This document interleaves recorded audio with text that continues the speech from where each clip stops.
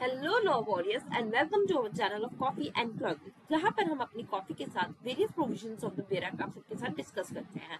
So I hope आप अपनी coffee and specific relief act 1963 अपने साथ में लेके बैठे हो। So let's start the video. So video start करने से पहले मैं सबको अपील करना चाहूंगी, please like comment and share my channel, because आप लोगों का कुछ नहीं जाता और मुझे थोड़ी मोटिवेशन मिलती है। सो बिना टाइम वेस्ट करें चलो वीडियो स्टार्ट करते हैं। देखो, मैंने पिछले 2 सेशन में आपको स्पेसिफिक रिलीफ एक्ट के 2 रेमेडीज आपको बता दी थी, क्या क्या रिलीफ मिल सकते हैं। सबसे पहला था, हमने बताया था आपको, जब हमारा डिस्पोजिशन हो जाता है, इलीगल डिस्पोजिशन हो जाता है किसी भी मूवेबल और इमूवेबल प्रॉपर्टी का, तो उसको कैसे लेते हैं। तो फिर पहला रिलीफ था recovering of the possession of the property. फिर सेकंड रिलीफ आपको बताया था specific performance of the contracts, कब आप अवेल कर सकते हो, कब नहीं कर सकते हो, और कैसे आप उसका कंपेंसेशन क्लेम कर सकते हो। पहले जो हमने पढ़ा था फर्स्ट रिलीफ, हमने उसमें पढ़े थे section number 5, section number 6, section number 7 and section number 8। फिर सेकंड रिलीफ के हमने पढ़े थे section number 9 to section number 25। आज हम लोग बाकी के रिलीफ पढ़ेंगे। तो लेट्स स्टार्ट अवर वीडियो। सबसे पहले हम आपके थोड़े से रिलीफ्स के पिछली वीडियोस के थोड़ा आपको ओवरव्यू दे देते हैं। सबसे पहले इंपॉर्टेंट मैंने आपको बताया था इन्फोर्समेंट डेट है 1 मार्च 1964 में है। एक्ट नंबर इंपॉर्टेंट है 47 में बना था 1963 का। फिर उसके बाद 1964 का था 1 मार्च 1964। एक्ट हमारा 47 1963। टोटल चैप्टर, टोटल नंबर, ये हमारा प्रोसीजरल एक्ट है, ना कि सब्सटेंटिव एक्ट है पॉलक और मुल्ला के अकॉर्डिंग। बट हमारा सब्सटेंटिव इसमें एक प्रोसीजर वो है, क्या कहते हैं, सेक्शन है जो हम सेक्शन 6 कहते हैं। ठीक है, अब एक बार हम लोग रिलीफ पे जाते हैं, जो हमारा recovery of specific recovery of possession of property है, मूवेबल और इमूवेबल वाली। तो इसमें सबसे पहले हमने सेक्शन 5 और हाँ, सबसे पहले सेक्शन 4 को एक बार और देख लेते कि देखो ये पीनल लॉस पे नहीं होगा, पर जब भी कोई ऐसी होगा जो पीनल और सिविल पे दोनों दोनों की मतलब जो होगी, क्या कहते हैं, तो उसमें यहाँ पर हम रिलीफ मांग सकते हैं। फिर उसके बाद सेक्शन 5 हमारा बात करता है इंटाइटल पोजीशन की। सेक्शन 5 हमारे दो से हम लोग आर्टिकल के साथ पढ़ते हैं, आर्टिकल 64 एंड आर्टिकल 65। आर्टिकल 64 के साथ पढ़ते थे हम लोग सेटल पोजीशन की बात करते हैं, एंड आर्टिकल 65 की बात करते हैं हम इंटाइटल पोजीशन की बात करते हैं। दोनों में हमारा लिमिटेशन पीरियड 12 ईयर्स का होता है। फिर उसके बाद हम लोग सेक्शन 6 की बात करते हैं। सेक्शन 6 में हम लोग बात करते हैं, जब हम लोग सेटल पोजीशन की बात करते हैं, यहाँ पर हमारा 6 मंथ्स का लिमिटेशन पीरियड होता है। ठीक है, इसके खिलाफ अपील नहीं जाती, कोई भी रिव्यू नहीं जाता, हाँ रिवीजन चला जा सकता है सेक्शन 6 के खिलाफ। ठीक है, गवर्नमेंट के खिलाफ इसके सूट नहीं होते। फिर सेक्शन 7 और सेक्शन 8 हम मूवेबल प्रॉपर्टी की बात करते हैं, जिसमें हम बताते हैं कि सेक्शन 7 में आप मूवेबल प्रॉपर्टी को क्या कहते हैं ले सकते हो, विद कंपेंसेशन ऑफ प्रॉपर्टी ले सकते हो। पर सेक्शन 8 हमारी कुछ ऐसी 4 सिचुएशन बताता है जब आप कंपेंसेशन एक्सेप्ट नहीं करोगे। पहला, अगर वो प्रॉपर्टी आपको एजेंट और ट्रस्टी ऑफ द प्लेंटिफ ने आपको सप्लाई दी हो, तो आप वहां पर नहीं, प्लेंटिफ के एजेंट और ट्रस्टी ने दी हो, तो वहां पर आप कंपेंसेशन एक्सेप्ट नहीं करोगे, आप वही प्रॉपर्टी मांगोगे। दूसरा, एडुकेट रिलीफ, उस प्रॉपर्टी के खो जाने से एडुकेट रिलीफ आप कंपेंसेट ही नहीं कर सकते। तीसरा बताते हैं कि अगर आप actual damage and cause of loss, मतलब कि एसर्टेन ही नहीं कर पा रहे उससे तो कितना है, तो तब भी आप वो वाली प्रॉपर्टी ही डिलीवर करोगे। चौथा है कि अगर आपने वो प्लेंटिफ से रॉन्गफुली ऑब्टेन किया, तब भी आप वो प्रॉपर्टी ही वापस डिलीवर करोगे, आप उसे नहीं कर सकते। तो फिर आपको ये 4 चीजें याद रखनी है।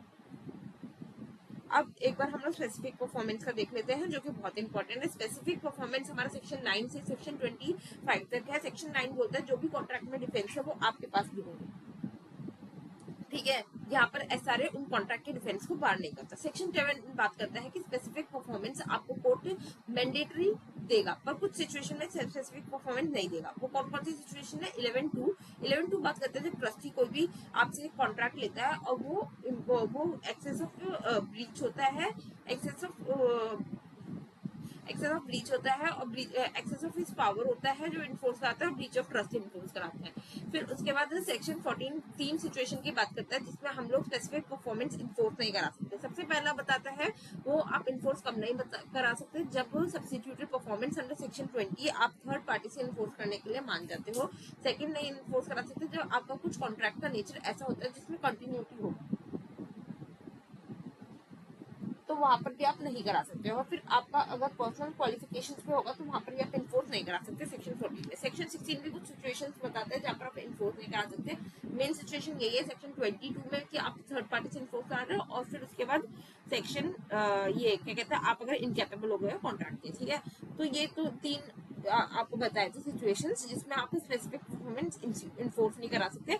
बट पहले ये डिस्क्रिशनरी था, अंडर 2018 अमेंडमेंट एक्ट थी, इसको हमने मैंडेटरी किया कि आप स्पेसिफिक परफॉर्मेंस दो, बस ये 3 सिचुएशन में नहीं, बाकी सिचुएशन में दो, ठीक है। सेक्शन 11 मैंने अभी आपको बताया, अगर ट्रस्टी और एजेंट अगर ट्रस्टी अगर अपने पार्ट पे परफॉर्मेंस वो क्या कहते हैं स्पेसिफिक परफॉर्मेंस इन्फोर्स करा रहे हैं तो आप कर सकते हो, बट एक्सेस ऑफ पावर्स और trust of breach of trust पे नहीं कर सकते, ठीक है। सेक्शन 12 हमारा बात करता है पार्ट परफॉर्मेंस की। पार्ट परफॉर्मेंस जनरली अलाउ नहीं करता है कोर्ट देने के लिए, ठीक है। बट 3 केसेस ऐसे हैं जिसमें पार्ट परफॉर्मेंस अलाउ करता है कोर्ट। पहला है कि जब वो जो लेस अनपरफॉर्म पार्ट है वो बहुत ही कम है, जो कि बहुत ही कम है, और फिर उसमें थर्ड वो जो नॉन डिफॉल्टिंग पार्टी है उसने कंपेंसेशन भी एक्सेप्ट कर लिया है। सेकंड बात करता है जो लास्ट वो है जो लीस्ट परफॉर्मेंस जो पार्ट अनपरफॉर्म्ड है, वो जो है वो आपका बहुत ही डिजायरेबल पार्ट है, उसके बिना कॉन्ट्रैक्ट आपका इन्फोर्स ही नहीं हो सकता, तो वहां पर भी। और अगर आपका जो अनपरफॉर्म पार्ट है वो इंडिपेंडेंट है तो वहां पर भी आपका हम लोग इन्फोर्स करा सकते हैं कॉन्ट्रैक्ट, ठीक है। सेक्शन 13 बात करता है राइट ऑफ द परचेजर और लेसी की, जब आपके पास टाइटल इम्परफेक्ट हो और क्या कहते हैं या फिर नहीं हो। तो सेक्शन 13 हम हमेशा सेक्शन 17 के साथ पढ़ते हैं। सेक्शन 13 बात करते हैं राइट ऑफ वेंडर और लेसी, और उसको ही अलग ही राइट सेलर्स के राइट उसमें प्रोटेक्ट करते हैं। देखो, जब भी आप कोई इम्परफेक्ट टाइटल हो किसी भी सेलर के पास तो वहां पर आपको प्रोटेक्शन देता है। अगर उसने बोला है कि मेरा मॉर्गेज है तो वो मॉर्गेज हटाएगा, अगर उसने बोला है कि उसका इंटरेस्ट अभी नहीं आया तो वो इंटरेस्ट उसको एक्वायर करेगा, अगर उसने बोला है कि उसके कुछ ट्रांसफर करने से पहले कुछ साइन या प्री कंडीशंस कुछ रखते तो वो कहेगा सच कन्वेंस भाई इन्फोर्स करवाओ। और अगर वो ये सब नहीं करवा पाता और उसको मतलब उसका बैड डेट में चला जाता है या वो प्रॉपर्टी नहीं रिकवर करवाता तो उसका जो डिपॉजिट दिया होता है उसको क्लेम को वापस देना होता है परचेजर और लेसी को। पर यहाँ पर सेक्शन 17 हमारा बात करता है कि अगर क्या कहते हैं यहाँ पर अगर परचेजर को ये नॉलेज थी कि उसके पास इम्परफेक्ट टाइटल है तो फिर वहां पर ये सेक्शन 13 का राइट ऑफ इन्फोर्स नहीं करा सकते। सेक्शन 2 बात करता है अगर सेलर को ऑलरेडी पता ही नहीं है कि इम्परफेक्ट टाइटल है तो वहां पर भी आप सेक्शन 13 के इन्फोर्स नहीं करा सकते राइट्स। और यहाँ पर हायर और सेल और मूवेबल प्रॉपर्टी के ऊपर भी एप्लीकेबल है हमारा सेक्शन 13, ठीक है। सेक्शन 14 बहुत इंपॉर्टेंट है। सेक्शन 14 आपको 3 सिचुएशंस बताता है जब आप स्पेसिफिक परफॉर्मेंस इन्फोर्स नहीं करा सकता कोर्ट। पहला, सब्स्टिट्यूटेड परफॉर्मेंस आपने सेक्शन 20 में एक्सेप्ट कर लिया है। दूसरा, आपने बोला है कि क्या कहते हैं वही पर्सनल क्वालिफिकेशंस के बेस पे आपका परफॉर्मेंस है। तीसरा, अगर कोई ऐसी कंटिन्यूअस ड्यूटी है जिसको कोर्ट मॉनिटर ही नहीं कर सकता तो ये सारी चीजों में आप नहीं इन्फोर्स करा सकते। 14A, power of the court to engage experts को एंगेज कर सकता है बताने का कि नेचर ऑफ द कॉन्ट्रैक्ट क्या है, ठीक है। ये ज्यादा इंपॉर्टेंट है नहीं 14A। फिर 15 हमारा बात करते हैं किसके खिलाफ हम लोग ये स्पेसिफिक परफॉर्मेंस इन्फोर्स करा सकते हैं। सेक्शन 15 बिल्कुल सेक्शन 19 के तरह है, आप किसी भी पार्टी के खिलाफ करा सकते हो, अपने जो भी पार्टी है ऑफ द सूट, फिर रिप्रेजेंटेटिव के खिलाफ करा सकते हो, फिर बेनिफिशियरीज के भी खिलाफ स्पेसिफिक परफॉर्मेंस दिलवा सकते हो। तो मैंने आपको रिमाइंडर मैन के बारे में बताया था क्या होता है, फिर उसके बाद रिविजनर के बारे में भी बताया था आपको क्या होता है। तो इनके खिलाफ भी आप स्पेसिफिक परफॉर्मेंस इन्फोर्स करा सकते हो। कोई भी LLP MLG 2 ये तो आप न्यू LLP के भी खिलाफ स्पेसिफिक परफॉर्मेंस इन्फोर्स करा सकते हो, same in case of company.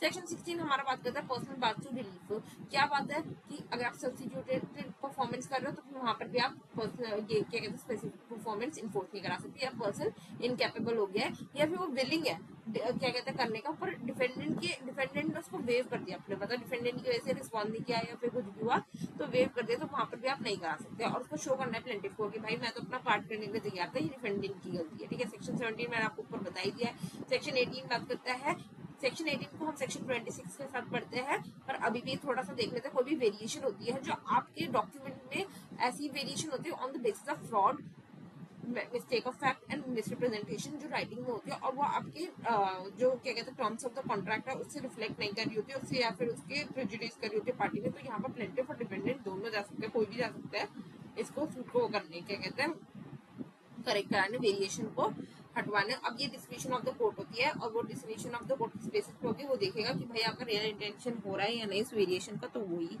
बात हो जाती है। यहाँ पर सेक्शन 18 हमारा वेरिएशन की बात करता है। सेक्शन 20 मैंने आपको बताया कि हमारा सब्स्टिट्यूटेड परफॉर्मेंस की बात करता है। सब्स्टिट्यूटेड परफॉर्मेंस क्या होता है, जब आप non defaulting party third party और एजेंसी से अपना कॉन्ट्रैक्ट एनफोर्स कराने के लिए रेडी हो जाती है। अब वो कैसे होती है, जब उसको ब्रीच का पता लगता है तो 30 डेज के अंदर वो नोटिस देगी डिफॉल्टिंग पार्टी को कि भाई तू अपना परफॉर्मेंस आके कर ले, वरना हम थर्ड पार्टी से इन्फोर्स करा रहे हैं। अब ये लिखना जरूरी नहीं है थर्ड पार्टी से है, पर वो कॉल करेगी कि तो अपना परफॉर्मेंस आप वहां पर कंप्लाई करो। अब वो 30 डेज में दे रही है, फिर उसके बाद जब 30 डेज बीत जाएंगे कोई रिप्लाई नहीं आएगा, अब वो थर्ड पार्टी एजेंसी से करा सकते हैं। अब जब से वो थर्ड पार्टी एजेंसी से करा रही है तो कुछ राइट्स अराइज होते हैं। देखो उसने जो नॉन डिफॉल्टिंग जो डिफॉल्टिंग पार्टी है, अगर उसकी वजह से कोई लॉस इनकर्ड हुआ है तो वो उससे क्या कहते हैं कंपेंसेट ले सकती है, कंपेंसेशन इस चीज का।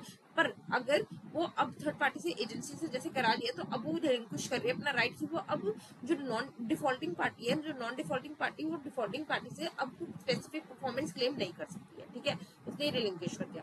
20A, 20B और 20C ये हमारा जो एस्टैब्लिश हुआ है, ये तीनों प्रोविजन ये हमारा हुआ 2018 के बेसिस पे। अब ये तीनों बहुत ज्यादा इंपॉर्टेंट है क्योंकि ये कहते हैं कि हमारे इंफ्रास्ट्रक्चर प्रोसेस पे ये हमारा ये वाला जो स्पेसिफिक परफॉर्मेंस वाला है वो रिलीफ इंजंक्शन हम लोग इन्फोर्स नहीं करा सकते। ठीक है, अब ये जो स्पेशल कोर्ट्स बनेंगे इसमें स्पेशल कोर्ट्स बनते हैं। ठीक है, इंजंक्शन रिलीफ ही करा सकते हैं, तो इनके लिए स्पीडी डिस्पोजल चाहिए। भाई इंफ्रास्ट्रक्चर पे अगर आप इतने दिनों तक करोगे तो हमारा तो डेवलपमेंट होगा ही नहीं कंट्री का। तो फिर इसमें बोला 12 मंथ्स में आपका ये पूरा प्रोसीजर कंप्लीट हो जाना चाहिए, मैक्सिमम 18 मंथ्स में। ठीक है, फिर उसके बाद ये स्पेशल कोर्ट कौन बनाएगा, स्टेट गवर्नमेंट बनाता है with consultation of the chief justice of the high court बनाता है। सेक्शन 21, 22 और 23 और 24 बात करता है हमारे कंपेंसेशन की। ठीक है, अभी कंपेंसेशन की क्या बात करते हैं, 21 कहता है कि आप कंपेंसेशन भी ले सकते हो और स्पेसिफिक परफॉर्मेंस भी ले सकते हो कुछ केसेस में। ठीक है, अब जैसे अगर आपने सूट फाइल किया स्पेसिफिक परफॉर्मेंस की, अब वहां पर आप कंपेंसेशन भी एडिशनली दे सकते हो। अब ये कोर्ट का डिस्क्रिप्शन है, वो ग्रांट करेगा या नहीं। कोर्ट को लगेगा कि भाई ब्रीच हुआ है, अगर उसने स्पेसिफिक परफॉर्मेंस नहीं दिया तो बोलेगा कि ब्रीच हुआ है, तो फिर वो कंपेंसेशन के लिए होगा। फिर उसके बाद अगर वो स्पेसिफिक परफॉर्मेंस ग्रांट कर रहा है, उसको लग रहा है कि वो स्पेसिफिक परफॉर्मेंस इनफ नहीं है, तो तब भी कंपेंसेशन दे देगा। ये कंपेंसेशन कैसे हमारा कैलकुलेट होगा, सेक्शन 73 के प्रिंसिपल से। फिर उसके बाद कोई कंपेंसेशन प्रोवाइड नहीं होगा प्लेंट में अगर वो ओरिजिनल प्लेंट में एडिड नहीं है। ऑर्डर 6 रूल 17 में अमेंड करा सकते हैं हम प्लेंट। आपको पता है ऑर्डर 6 रूल 17 में हमारा सीपीसी में यही बोलता है कि आप कभी भी प्लेंट अमेंड कर सकते हो before the pronouncement of the judgment. ठीक है, सेक्शन 22 बात करता है कि आप पार्टीशन और पोजीशन की भी बात ले सकते हो। ये ऑर्डर 2 रूल 2 के बेसिस पे है ये वाला सेक्शन 22 वाला, कि आप पोजीशन और पार्टीशन भी ले सकते हो ऑफ द परफॉर्मेंस, अगर क्या कहते हैं जब आप सूट फाइल कर रहे हो। सेक्शन 23 बात करते हैं लिक्विडेशन ऑफ डैमेजेस। अगर आपने मांगे, आपने अगर कॉन्ट्रैक्ट में लिक्विडेटेड डैमेजेस लिखा है, स्पेसिफाइड डैमेजेस लिखा है, तो वहां पर भी आप स्पेसिफिक परफॉर्मेंस मांग सकते हो। तो आपको क्या कहते हैं we can ask specific performance नहीं ग्रांटेड तो आप लिक्विडेटेड डैमेजेस मांग सकते हो। ऐसी बात नहीं है कि कोई भी एक दूसरे को बार नहीं करेगा,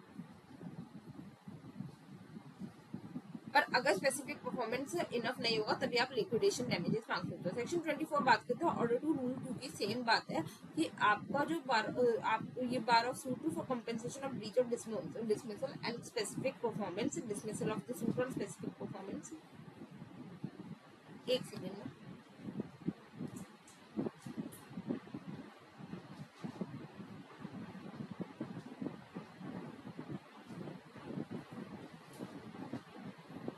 सॉरी फॉर द डिस्टर्बेंस। तो ये बार लगाते हैं, ये ऑर्डर 2 रूल 2 पे ही है, और ये हमारा सेक्शन 24 भी ऑर्डर 2 रूल 2 पे ही है कि ये बार लगाता है कि कंपेंसेशन जो है वो हम लोग नहीं ले सकते। किसके लिए नहीं ले सकते कंपेंसेशन, हम लोग अगर कोई डिसमिसल हुआ है स्पेसिफिक परफॉर्मेंस है तो वहां पर कंपेंसेशन नहीं ले सकते। और मतलब इसमें यही कहते हैं कि भाई आप कंपेंसेशन नहीं ले सकते। चलो आगे बढ़ते हैं हम। आज फिर हम स्टार्ट करते हैं अपना सेक्शन 26 जो हमारा रेक्टिफिकेशन की बात करता है।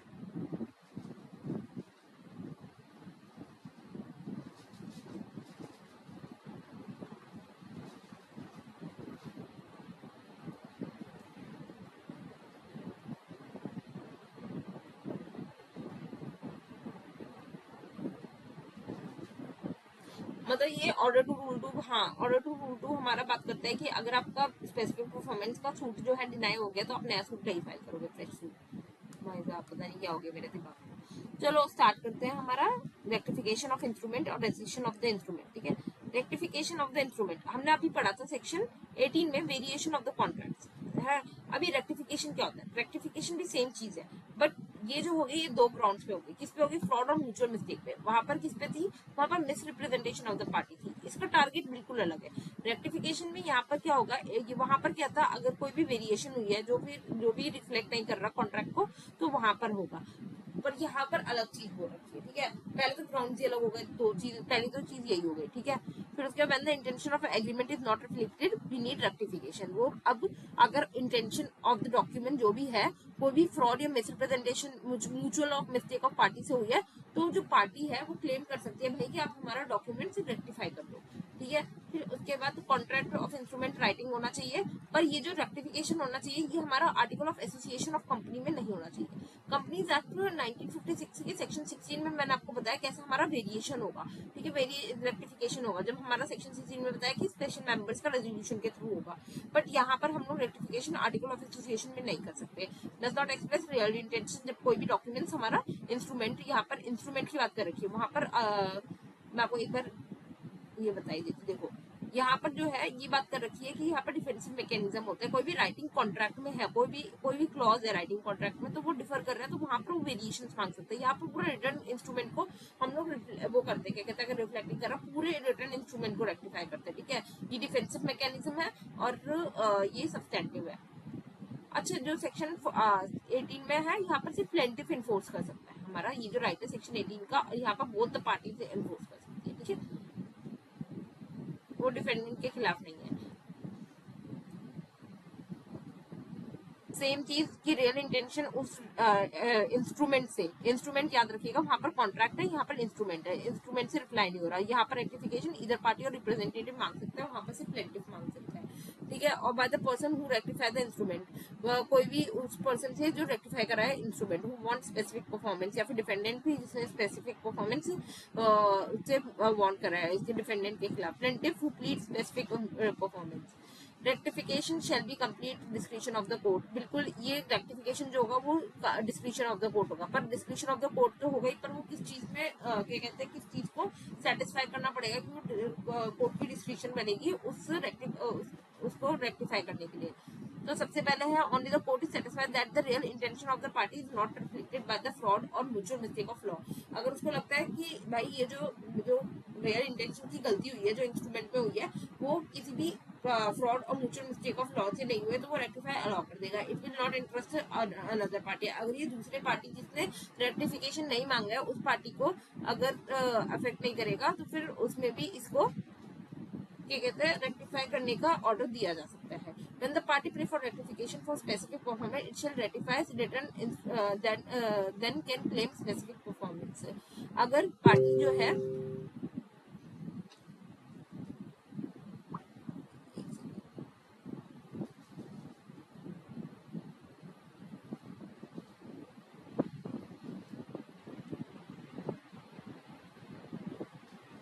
अगर पार्टी जो है वो रेक्टिफिकेशन मांग रही है, वो पहले तो फ्रॉड और मिस्टेक ऑफ लॉ से नहीं ड्रिवन होना चाहिए और दूसरे का प्रेजुडिस अफेक्ट नहीं होना चाहिए इसमें, ठीक है। और अगर पार्टी जो रेक्टिफिकेशन मांग रही है वो रिटर्न डॉक्यूमेंट में पहले वो रेक्टिफाई करेगी और फिर वो क्लेम कर सकती है। पहले वो रेक्टिफाई कराएगी उस रिटर्न डॉक्यूमेंट को, फिर क्लेम कराएगी अपना स्पेसिफिक परफॉर्मेंस। अगर उसको स्पेसिफिक परफॉर्मेंस चाहिए, क्योंकि अगर इंटेंशन ही गलत निकल रहा है उस इंस्ट्रूमेंट का, तो वो स्पेसिफिक परफॉर्मेंस कैसे इन्फो करा देगी, ठीक है। In somewhat similar situation section 18 में, पर सेक्शन 18 जो है वो रिलीफ डिफेंसिव मैकेनिज्म है। सेक्शन 18 सिर्फ इस बात की बात करते हैं कि वेरिएशन जो है वो करेक्ट हो जाए, ठीक है, वेरिएशन जो भी है करेक्ट हो जाए। यहाँ पर पूरा रेक्टिफिकेशन कर रहे हैं, अगर फ्रॉड उस पे तो पूरा रेक्टिफाई कर रहा है।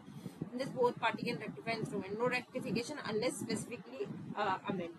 कोई रेक्टिफिकेशन नहीं होगा अगर स्पेसिफिकली क्लेम नहीं करोगे, इसमें क्लेम करना जरूरी है। सेक्शन हमारा 26 है, मेरा करते हैं, कोई चीज छूट तो नहीं गई। हाँ, ये दो ही चीजों पे है, फ्रॉड और मिस्टेक पे, कॉन्ट्रैक्टिंग राइटिंग फर्स्ट भी रेक्टिफाइड देन पार्टी क्लेम। अगर उसमें स्पेसिफिक परफॉर्मेंस मांगना है तो उस पार्टी को पहले रेक्टिफाई कराना पड़ेगा, अपना इंस्ट्रूमेंट सही कराना पड़ेगा, फिर जाके होगा, ठीक है। Court actively order the physical correction इसमें और documents of the court forces the plaintiff to accept the contract with modification. Because यहाँ पर क्या होगा, प्लेंटिफ ही इन्फोर्स करा सकते हैं, प्लेंटिफ कैन वो कर सकते हैं, तो कोर्ट जो है वो फोर्स करेगा प्लेंटिफ को to accept the contract with modification and variations, ठीक है। तो रेक्टिफिकेशन का सेक्शन 26 है, ठीक है। और विद रीड विद हम लोग सेक्शन 18 वेरिएशन के साथ पढ़ते हैं। अब सीधे चलते होता है रेसिशन में। रेसिशन की क्या बात है, रेसिशन कैंसिलेशन की तरह ही होता है। रेसिड कराना कॉन्ट्रैक्ट, आपने इंडियन कॉन्ट्रैक्ट एक्ट में तो पढ़ा ही होगा कि कॉन्ट्रैक्ट कौन रेसिड करा सकता है। तो एक वन पार्टी वाला जो हमारा वॉइडेबल कॉन्ट्रैक्ट की जो डेफिनेशन है सेक्शन 2J में जो डेफिनेशन है, तो वहां पर हम लोग के वॉइडेबल कॉन्ट्रैक्ट में हम लोग बताते हैं कि जब एक पार्टी के ऑप्शन में होता है कि वो दूसरी पार्टी को वो करा सकती है, रेसिड करा सकती है कॉन्ट्रैक्ट। ठीक है, अब हमारा वॉइडेबल कॉन्ट्रैक्ट कहाँ दे रखा है, सेक्शन 19 में दे रखा है कौन कौन से वॉइडेबल कॉन्ट्रैक्ट होता है। किसी ने अगर इन्फोर्स करा रखा है वो वॉइडेबल कॉन्ट्रैक्ट अंडर कोएर्शन, मतलब कॉन्ट्रैक्ट इन्फोर्स करा रखा है अंडर कोएर्शन, अनड्यू इन्फ्लुएंस और ये सारी चीजों में मिसरिप्रेजेंटेशन, तो ये सारी चीजों में करा रखा है, except mistake of law, mistake of mutual mistake of parties, हमारा यूनिलेटरल और मिस्टेक, ये सारी हमारा सेक्शन 20 में दे रखा है।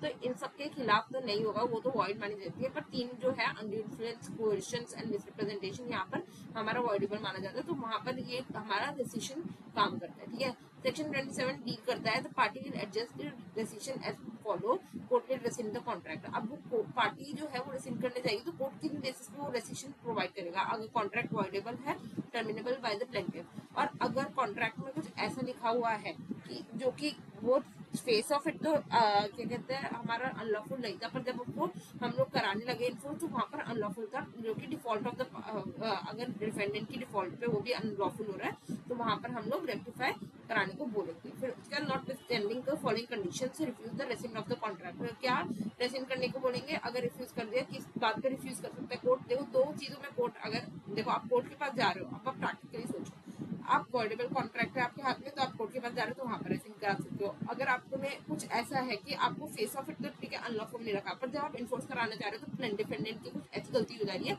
जिसकी वजह से वो पूरा कॉन्ट्रैक्ट जो है वो अनलॉफुल हो गया, तो वहां पर आप रेसिड करा सकते हो। कहाँ पर कॉन्ट्रैक्ट रेसिड कराने को मना करेगा, सबसे पहले अगर वो इम्प्लाइडली, अगर दोनों पार्टी ने इम्प्लाइडली रेटिफाई किया था, फिर अगर वो अनलॉफुल कर रहा है तो फिर भाई वहां पर कॉन्ट्रैक्ट आपका रेसिड नहीं कराएगा। वो कॉन्ट्रैक्ट अगर इम्प्लाइडली रेटिफाइड हुआ है दोनों पार्टी से तो वहां पर रेसिशन नहीं होगा। फिर where owing to the change of, कुछ ऐसे एक्सटर्नल चेंजेस की वजह से सर्कमस्टांसेस चेंज हुए हैं जो कि कॉन्ट्रैक्ट की पोजीशन ही चेंज हो गई है, तो वहां पर भी वो रेसिशन नहीं कराएगा। Third parties have during the existence of the contract acquired rights in good faith notice for the value, example sale for the after the sale teenage from the lessee. तो अगर उसके पास सब्सिक्वेंट राइट आ जाता है और good faith में आता है तो वहां पर भी नहीं वो करा सकता, जैसे कि सेल अगर टीनेज के अगर वो सेल ऑफ प्रॉपर्टी हो गई है और टीनेज अभी भी है तो वो दूसरा वो ट्रांसफर कर देगा, वहां पर ये रेसिड कराने की पूरे कॉन्ट्रैक्ट को जरूरत नहीं है। मेरा party plead to cancel the part of the contract and it is inseparable, वो कहते हैं कि भाई इस पार्ट को आप रेसिड कर दो पर वो कॉन्ट्रैक्ट का पार्ट इंसेपरेबल है। ठीक है, तो वो यहाँ पर रेसिड नहीं कराएंगे।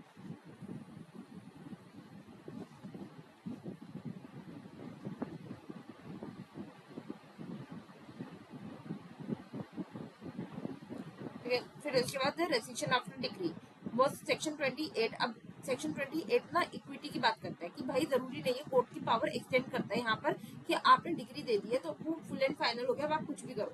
अब ऐसा नहीं है, अगर जैसे मैं हूँ, ठीक है, मैंने क्या कहते हैं मैंने बोला कि क्या कहते हैं परचेजर हूँ और मैंने सेलर को बोला भाई ये मेरे को अपनी प्रॉपर्टी सेल ही नहीं कर रहा है, ठीक है, इसने मेरे से वादा किया था जो भी कॉन्ट्रैक्ट हुआ था हमारे में, तो फिर ये सेल ही नहीं कर रहा। तो फिर वहां पर क्या हुआ, वहां पर अब मेरा कॉन्ट्रैक्ट जो है वो मैंने उससे बोला कि भाई यहाँ पर आप मेरे को इन्फोर्स का वो दे दो, क्या कहते हैं डिग्री दे दो कि ये वो है। तो फिर कोर्ट ने उसको इन्फोर्स किया, क्या कहते हैं बोला कि भाई तुम इसको सेल करो। अब वहां पर क्या हुआ, मैं अपना पार्ट मैंने नहीं किया, पेमेंट मैंने अपनी पार्ट पे पेमेंट नहीं किया। अब वो रेसिशन क्या वहां पर मांग सकते क्योंकि डिग्री तो मेरे पास आगे सेल की है ना, तो फिर मैं क्या वो रेसिड करा सकती हूँ। हाँ, मैं वहां पर भी सेलर जाकर रेसिड करा सकता है अपनी प्रॉपर्टी, वो क्या कहते हैं उस डिग्री को। एक सेकंड में पानी पी लो।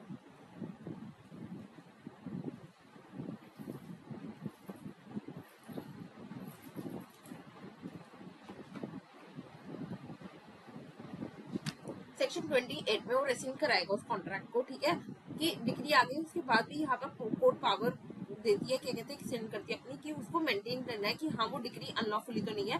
तो वो या फिर क्या करेगी वहां पर, अगर सेलर गया, देखो अब सेलर गया कि कोर्ट के पास कि भाई अपने पैसे नहीं दे रहा, ये रेसिड करा दो, क्या वो रेसिड करा देगा, डायरेक्ट रेसिड करा देगा? नहीं, वहां पर वो टाइम पीरियड देगा, एक्सटेंड करेगा टाइम पीरियड परचेजर को कि भाई तुम्हारे पास टाइम पीरियड इतना है, तुम इसमें पे कर दो। अब अगर वो उस टाइम पीरियड में पे नहीं करा तो वहां पर वो कॉन्ट्रैक्ट को रेसिड करा देगा। ठीक है, अब इसको पूरा सेक्शन पढ़ते हैं, यही पूरी कहानी है सेक्शन 28 की, और कुछ लीव दे रखा है कैसे हमें अप्लाई करना है, ठीक है।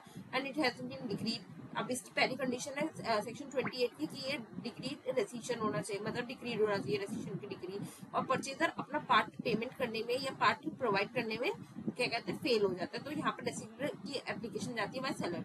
तो अब the party has obtain position of the party, the position party will be transferred back. अब जो ट्रांसफर जो पोजीशन हुई थी पहले तो वो वापस देगा, भाई तुम मेरा घर वापस दे दे, तू तो पैसे ही नहीं पे कर रहा तो वापस दे, एंड अगर मनी ट्रांसफर हो तो मनी भी वो पार्टी वापस देगा। इक्विटी के ही दोनों हमारे हो गए क्लॉजेस हो गए। स्पेसिफिक परफॉर्मेंस भी यहाँ पर वो कर सकते हैं पार्टीशन के, और other relief on row suit in respect of the relief shall lie in the sense of the vendor and case में भी, ठीक है। Alternative prayer the contract shall be cancel if specific performance does not occur in suit of specific performance you can pray rescission remedy alternatively. Section 29 कहता है अगर specific performance नहीं अगर होता तो फिर आप दूसरी रेमेडी भी प्रे कर सकते हो, जैसे आपने कोर्ट में देखा ही होगा, ठीक है। सेक्शन 30 बात करता है कि जो पार्टीज है ये रिसिंडिंग है ये इक्विटी के बेसिस पे होगी, और सारा मतलब सेक्शन 30 हमारा ये रेस्टिट्यूशन की भी एक तरफ से बात करता है, ठीक है। जैसे हमारी जितने भी अगर कोई किसी ने प्लेंटिफ ने अगर इसमें बेनिफिट्स लिए हैं तो वहां पर वो दूसरे हमारे डिफेंडेंट को रिस्टोर करेगा, अगर डिफेंडेंट ने लिए हैं तो वो प्लेंटिफ को रिस्टोर करेगा, ठीक है। तो यहाँ पर हमारा सेक्शन 27 हमारा रेसिशन की बात करता है कि कैसे होगा और किस बेसिस पे होगा, दो बेसिस पे एडजस्ट होगा। फिर 4 सिचुएशंस ऐसी बता रखी है जिसमें कोर्ट डिनाई कर देगा, पहले हमारा अगर रेटिफाइड हो रखा है, दूसरा हमारा चेंज ऑफ पोजीशन हो रखी है, फिर उसके बाद अगर सबसे कॉन्ट्रैक्ट में इसने गुड फेथ में अगर राइट्स एक्वायर्ड किए हैं दूसरी पार्टी ने और नोटिस भी दिया था तो तब हो सकता है, और पार्टी जब प्लीड करती है पर इट्स इनसेपरेबल, ठीक है। 4 वो है कंडीशंस आपको याद रखनी है कि अगर कोई भी रेटिफिकेशन हुआ है या फिर कोई चेंज ऑफ सर्कमस्टेंसेस हुए हैं या फिर उस पार्टी ने एक्वायर किया है कोई राइट गुड फेथ में, या फिर कोई ऐसा कॉन्ट्रैक्ट है जो इनसेपरेबल है। सेक्शन 28 डील्स करता है इस सिचुएशन को जो कि डिग्री के बाद मिली है आपको, ठीक है। मैंने आपको बताया इसमें कैसे कैसे है, ठीक है। सेक्शन 29 बात करता है अल्टरनेटिव प्रेयर की, कि आप अगर आपको स्पेसिफिक परफॉर्मेंस नहीं चाहिए तो आप वहाँ पर अल्टरनेटिव प्रेयर भी मांग सकते हो। सेक्शन 30 आपको बात करता है receiving to the equity. Section 26 आपको मैंने रेटिफिकेशन तो पूरा बता ही दिया, एक बार हम लोग देख लेते हैं सेक्शन 26 में रेटिफिकेशन कब करेगा, और वेरिएशन से सेक्शन 18 है हमारा कैसे अलग है। आर्टिकल ऑफ एसोसिएशन में नहीं होगा, इधर पार्टी अगर इसमें क्लेम कर सकती है फ्रॉड और म्यूचुअल मिस्टेक पे ही कर सकती है, इसमें मिसरिप्रेजेंटेशन आप नहीं सिलेक्ट करके आओगे अगर एमसीक्यू में आएगा, ठीक है। Somewhat similar to section 18, okay ठीक है। हमारा सेक्शन 26 भी हो गया, 27 to 30 हो गया। अब लास्ट हम लोग एक आज के लिए रिलीव करते हैं, बाकी हमारा लास्ट पार्ट में दूसरे सेकेंड जो हम लास्ट पार्ट करेंगे उसमें हमारा स्पेसिफिक रिलीव फैक्ट कंप्लीट हो जाएगा। चलो पढ़ते हैं कैंसिलेशन ऑफ इंस्ट्रूमेंट। पहले देखो रेसिशन का मैंने आपको बताया क्या मतलब होता है, कैंसिलेशन होता है।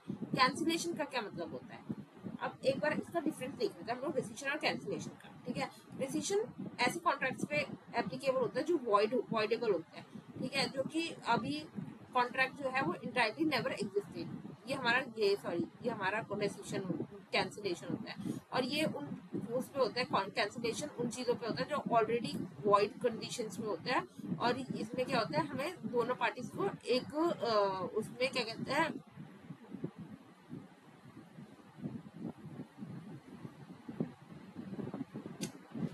मैंने गलती लिख दिया, ठीक है। रेसिशन हमारी वॉइडेबल कॉन्ट्रैक्ट्स पे होता है जो कि हम अपने ऑप्शन पे प्लेंटिफ अपने ऑप्शन पे वॉइड कराता है, वॉइड करवाता है, उसको कैंसिल कराता है। कैंसिलेशन उन कॉन्ट्रैक्ट्स में हो जाता है वो जो ऑलरेडी वॉइड होते हैं, ठीक है। ये मैंने उल्टा लिख दिया है, मैं एक बार सीधा ही कर देती हूँ।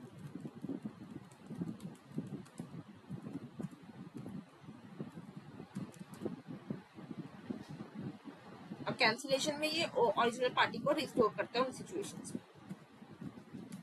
रेसिशन की मैंने आपको जो कंडीशंस बताई है वो आपको याद रखनी है, जो 2 कंडीशंस बताई है, 4 कंडीशंस नीचे बताई है, ठीक है।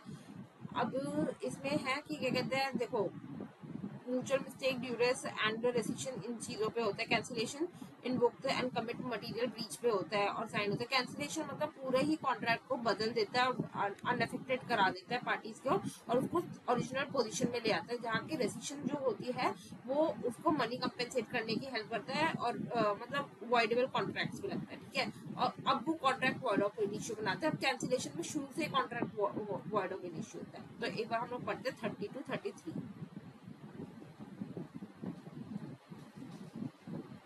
31 बात करते हैं कैंसिलेशन ऑफ रिटर्न इंस्ट्रूमेंट। वहां पर हमारा रेसिशन में इंस्ट्रूमेंट नहीं था, वहां पर कॉन्ट्रैक्ट था। अब इसमें रिटर्न इंस्ट्रूमेंट की वाइड मतलब इसमें स्कोप इनकी वाइड कर दी है कैंसिलेशन में। मैन कैंसिलेशन में भी ऑर्डर कब ऑर्डर होगा, जब कॉन्ट्रैक्ट के अगेंस्ट रिटर्न इंस्ट्रूमेंट जो होगा वॉइड हो, अब इनिशियो होगा या वॉइडेबल होगा, दोनों में है, इसका स्कोप ज्यादा बड़ा है, ठीक है। Which has reasonable apprehension that such instrumental letter outstanding it में कॉज हिम सीरियस इंजरी। अगर वो इंस्ट्रूमेंट उसको सीरियस इंजरी देगा तब भी ये जो हमारा कॉन्ट्रैक्ट है वो जो हमारा डॉक्यूमेंट है उसको हम वॉइड करार दे सकते हैं, मतलब कैंसिल करा सकते हैं। Court in description will order it delivered up and cancel. Court अगर अपने डिस्क्रिप्शन पे उसको कैंसिल कराएगा। If the contract is registered instrument then registered copy to registrar होगा। अगर रजिस्टर्ड इंस्ट्रूमेंट है तो रजिस्टर्ड को कॉपी जाएगी।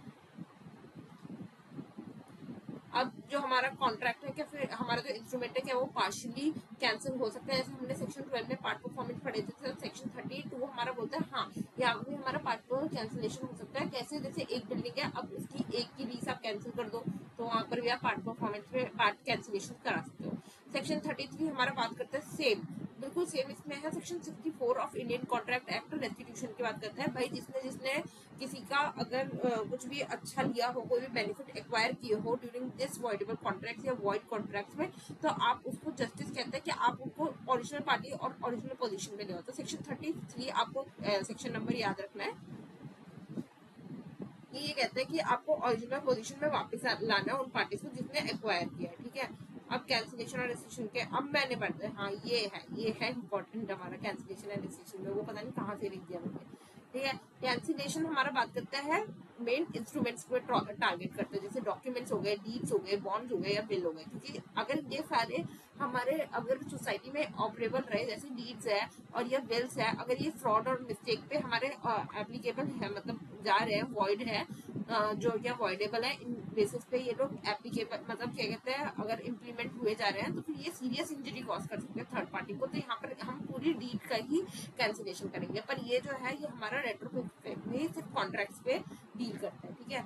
फिर उसके बाद फेयरिंग इंजरी, यहाँ पर इंजरी है person interested into the contract, यहाँ पर उनको वो लोग कर सकते हैं। फिर to neutralize the dangerous document circulating in public करना होता है, unwinding the and restore the status quo.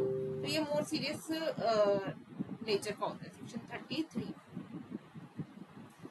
तो हमने पढ़ा, देखो मैं आपको एक बार दोबारा सेक्शन नंबर आपको याद रखना है। सेक्शन नंबर 5 एंड 6 हमारा इमूवेबल प्रॉपर्टी का, सेक्शन नंबर 7 एंड 8 हमारा मूवेबल प्रॉपर्टी का, सेक्शन नंबर 8 के आपको जो 4 सिचुएशन दे रखे हैं जब आप डिटेन के लिए मांगोगे तो वो याद रखना है आपको। Section number 9 and 10 and 9 to 25 आपका स्पेसिफिक परफॉर्मेंस की बात करता है, जिसमें 9 हमारा इंपॉर्टेंट है, 10 हमारा इंपॉर्टेंट है, फिर उसके बाद 12 हमारा इंपॉर्टेंट है बहुत, 11 हमारा इंपॉर्टेंट, 10 11 का 2 हमारा ज्यादा इंपॉर्टेंट है, फिर 12 इंपॉर्टेंट है हमारा पार्ट परफॉर्मेंस कैसे होता है, फिर उसके बाद 12 के बाद 13 भी इंपॉर्टेंट है, 13 रीड विद 17 है ना, फिर उसके बाद हमारा 16 इंपॉर्टेंट है, फिर हमारा 14 भी बहुत इंपॉर्टेंट है, फिर हमारा 20 इंपॉर्टेंट है, 20 बी और 20 C state government with consultation of the high court, आपको ये याद रखना है, एंड हमारा 12 मंथ्स का याद रखना है, ठीक है, ये पूरा आपको याद रखना है। फिर उसके बाद कंपेंसेशन आ जाते हैं, कैसे अवार्ड होने कैसे नहीं होने, ये भी बहुत इंपॉर्टेंट होते हैं। सेक्शन नंबर शायद इतने इंपॉर्टेंट ना हो, पर कंपेंसेशन कैसे अवार्ड होना ये जरूर इंपॉर्टेंट है। फिर उसके बाद हमारा जब हम 26 पे आते हैं रेक्टिफिकेशन, किन केसेस में हमारा रेक्टिफिकेशन करवा सकता है, कैसे वो सेक्शन 18 वेरिएशन से अलग है, ये आपको याद रखनी है, और कौन कौन सी सिचुएशन दे रखी थी रेक्टिफिकेशन की वो आपको याद रखनी है। फिर उसके बाद हमारा बात करते हैं हम लोग रेसिशन की। रेसिशन हमारा है 27 से 30 तक, तो हमारी किन किन सिचुएशन में रेसिशन हो सकता है, किस किन सिचुएशन में कोर्ट हमारा रेसिशन कैंसिल कराता है, तो वहां पर बात करनी है। सेक्शन 30 to 33 आपको कैंसिलेशन सारे इंपॉर्टेंट है, ठीक है। तो ये हमारा यहाँ तक हो गया स्पेसिफिक रिलीफ एक्ट। मिलते हैं नेक्स्ट वीडियो में जहाँ पर हम डिक्लेरेटरी इंजंक्शन और डिक्लेरेटरी डिक्री और इंजंक्शन के बारे में पढ़ेंगे। तो वो वीडियो शायद छोटी ही रहे, तो मिलते हैं नेक्स्ट वीडियो में। Okay bye, take care and keep hustling.